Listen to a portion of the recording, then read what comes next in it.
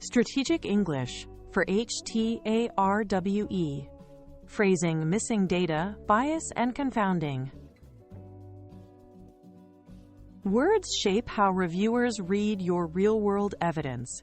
In HTA submissions, precise language builds credibility by making assumptions, limitations, and strengths clear at a glance. Vague wording lets readers infer more certainty than is warranted, or miss important caveats, which can change policy decisions. Conversely, careful phrasing signals rigorous thinking and helps reviewers trust your interpretation of results. Our goal: be accurate, transparent, and concise. State what the data say, what you assumed, and what remains uncertain, so decisions rest on the right evidence, not interpretation noise.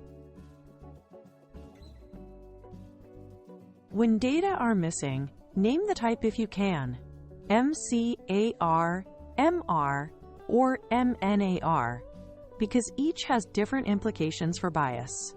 Quantify how much is missing and where. Report the percent missing overall and by key variables, and describe any patterns across time, site, or patient groups. Use cautious verbs like likely, appears, or suggests when you infer causes or effects of missingness. For example, 12% missing overall. Missing data appear more frequent in older patients and may be MNAR, suggesting potential underestimation of effect sizes. This clarity guides reviewers on robustness. Be explicit about where bias might come from. Label it as selection bias, measurement bias, or information bias, and say how it entered the study. Describe both the probable direction, e.g., may overestimate or underestimate treatment effect, and a reasoned sense of magnitude. For example, small, moderate, or potentially large, based on evidence or sensitivity checks. Avoid absolute statements if you can't fully characterize the bias. Instead, say something like, potential selection bias due to differential loss to follow-up, which may moderately overestimate benefit. This helps reviewers weigh risk. Name the suspected confounders and explain their causal role. Who are they?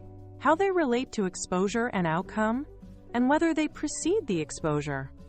Report your adjustment approach, propensity scores, multivariable regression, stratification, and be explicit about remaining risk. State whether residual confounding is still possible and why. Use careful language such as cannot exclude or possible residual when uncertainty remains. Example: adjusted for age, comorbidity, and prior therapy using inverse probability weighting. Residual confounding by frailty cannot be excluded. Keep it brief but informative. Use ready templates to standardize clarity. For missing data: X% missing, analyses assuming MNAR. Sensitivity analyses conducted using MNAR scenarios showed. For bias: potential selection bias due to differential enrollment by severity, which may bias results toward an overestimate of effect. For confounding: adjusted for A, B, C, residual confounding cannot be ruled out. These concise patterns state the issue, the analytic approach, and the remaining uncertainty in a reviewer-friendly format that reduces ambiguity and speeds comprehension. Match your verbs to the strength of your evidence. Use may, might, likely, suggests, or is consistent with to indicate increasing confidence without claiming proof. Avoid absolutes such as proves or demonstrates unless causal inference is unequivocal and well justified. Be explicit about key assumptions and where uncertainty remains. This builds trust rather than undermining it.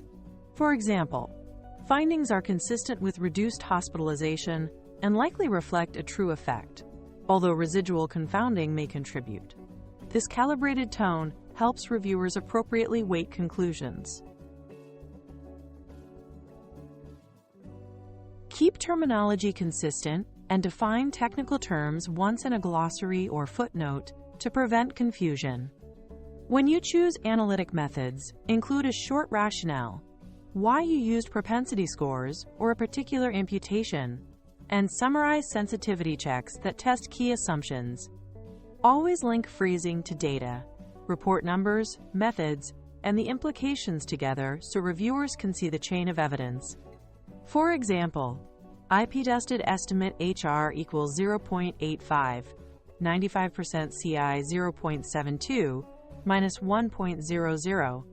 Sensitivity analyses yielded HR 0.80 to 0.92, supporting robustness to measured confounding.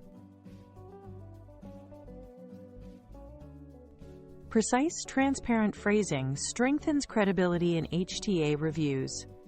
Clear wording helps reviewers separate what is known from what is assumed. Always state three things: what is known, what is assumed, and what remains uncertain, and quantify them where possible. Use the templates in cautious language we covered to communicate missing data, bias, and confounding efficiently. This approach doesn't weaken findings. It makes them more persuasive by showing you've examined limitations and communicated risk honestly and concisely.